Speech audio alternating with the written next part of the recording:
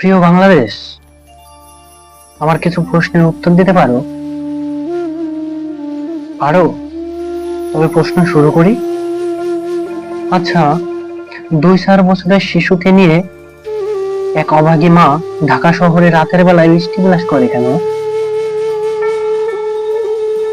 আচ্ছা, টোকাইগুলো টোকাই নাম কেন ধারণ করলো? ওরা কি অন্য স্বাভাবিক মানুষের মতো বাঁচতে পারতো না? নাকি ওরা নদী ভাঙনের শিকার? নদী ভাঙনের শিকার যদি ওরা হতো, তবে সরকার কি কোনো কিছু করতে পারতো না ওদের জন্য?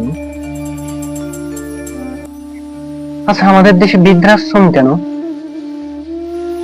যারা মা বাবাকে বৃদ্ধাশ্রমে রাখে, তারা কি কখনো বৃদ্ধা হয় না? বাংলাদেশ,